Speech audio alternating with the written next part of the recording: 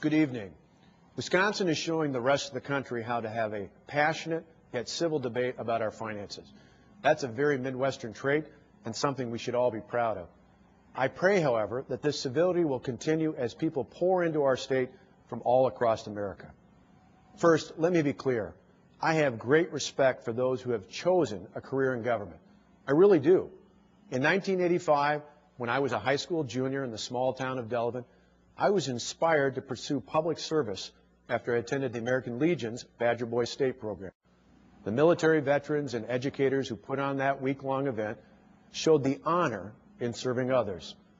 Tonight, I thank the 300,000 plus state and local government employees who showed up for work today and did their jobs well. We appreciate it. If you take only one message away tonight, it is that we all respect the work that you do. I also understand how concerned many government workers are about their futures. I've listened to their comments and read their emails. For example, I listened to the educator from Milwaukee who wrote to me about her concerns about the legislation and what it might mean for her classroom. That's why last week we agreed to make changes to the bill to address many of those issues. And I listened to the others, like the correctional officer in Chippewa Falls, who emailed me arguing that bargaining rights for public employee unions are the only way to ensure that workers get a fair say in their working conditions. I understand and respect those concerns. It's important to remember that many of the rights we're talking about don't come directly from collective bargaining. They come from the civil service system here in Wisconsin. That law was passed in 1905, long before collective bargaining, and it will continue long after our plan is approved. You see, despite a lot of the rhetoric we've heard over the past 11 days, the bill I put forward isn't aimed at state workers, and it certainly isn't a battle with unions. If it was, we would have eliminated collective bargaining entirely, or we would have gone after the private sector unions. But we did not, because they are our partners in economic development. We need them to help us put 250,000 people to work in the private sector over the next 4 years. The legislation I put forward is about one thing. It's about balancing our budget, now and in the future. Wisconsin faces a $137 million deficit for the remainder of this fiscal year, $3.6 billion deficit for the upcoming budget. Our bill is about protecting the hardworking taxpayer. It's about Wisconsin families trying to make ends meet and help their children. People like the woman from Wausau who wrote to me saying, "I'm a single parent of 2 children, one of whom is autistic. I've been intimately involved in my school district, but I can no longer afford the taxes I pay. I'm in favor of everyone paying for benefits as I have to." It's also about the small business owner who told me about the challenges he faces just making the payroll each week. His employees pay much larger premiums than what we are asking because that's how they keep their company going and that's how they protect their jobs. Or the substitute teacher here in Madison who wrote to me just last week about having to sit at home unable to work because her union had closed the school down to protest. She sent me an email that went on to say, "I was given no choice in joining the union, and I'm forced to pay dues. I'm missing out on pay today. I feel like I have no voice." I assure you that she does have a voice. And so does the factory worker in Janesville, who was laid off nearly 2 years ago. He's a union guy in a union town who asks simply why everyone else has to sacrifice except those in government. Last week, I traveled the state visiting manufacturing plants and talking to workers, just like the guy in Janesville. Many of them are paying 25 to 50% of their health care premiums. Most had 401k plans with limited or no match from their company.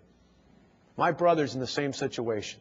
He works as a banquet manager, an occasional bartender at a hotel. And my sister-in-law works for a department store. They have 2 beautiful kids. In every way, they are a typical middle-class family right here in Wisconsin. David mentioned to me that he pays nearly $800 a month for his health insurance and the little he can set aside for his 401k. He, like so many other workers across Wisconsin, would love a deal like the benefits we are pushing in this budget repair bill. That's because what we're asking for is modest, at least to those of us outside of government. Our measure asks for a 5.8% contribution to the pension and a 12.6% contribution for health insurance premiums. Both are well below the national average. And this is just one part of our comprehensive plan to balance the state's $3.6 billion budget deficit. Now, some have questioned why we have to reform collective bargaining to balance the budget. The answer is simple. The system is broken. It costs taxpayers serious money, particularly at the local level. As a former county official, I know that firsthand.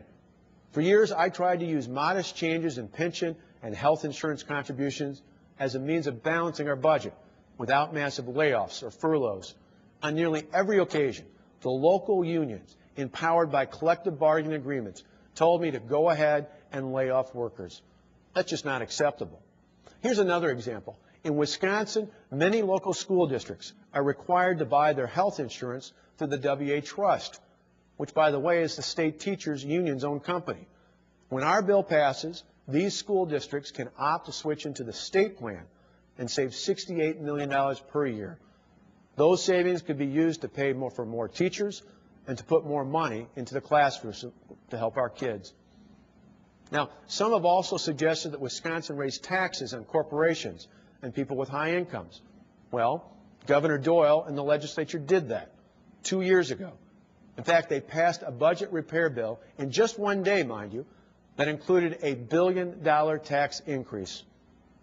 Instead of raising taxes, we need to control government spending to balance our budget. 2 years ago, many of the same Senate Democrats who are hiding out in another state approved a biennial budget that not only included higher taxes, it included more than $2 billion in one-time federal stimulus aid. That money was supposed to be used for one-time costs for things like roads and bridges. Instead, they used it as a short-term fix to balance the last state budget.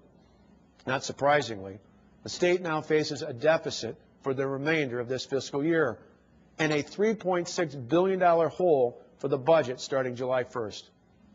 What we need now more than ever is a commitment to the future. As more and more protesters come in from Nevada, Chicago, and elsewhere, I'm not going to allow their voices to overwhelm the voices of the millions of taxpayers from all across this state who know we're doing the right thing. This is a decision that Wisconsin will make. Fundamentally, that's what we're elected to do, make tough decisions. Whether we like the outcome or not, our democratic institutions call for us to participate. That is why I'm asking the missing senators to come back to work. Do the job you were elected to do. You don't have to like the outcome or even the vote, but as part of the world's greatest democracy, you should be here in Madison, right here in this Capitol. The missing Senate Democrats must know that their failure to come to work will lead to dire consequences very soon. Failure to act on this budget repair bill means at least 1,500 state employees will be laid off before the end of June. If there's no agreement by July 1st, another 5,000 to 6,000 state workers, as well as 5,000 to 6,000 local government employees would also be laid off. But there is a way to avoid these layoffs and other service cuts. The 14 state senators who are staying outside of Wisconsin as we speak can come home and do their job. We're broke in this state because time and time again politicians of both political parties ran away from the tough decisions and punted them down the road for another day.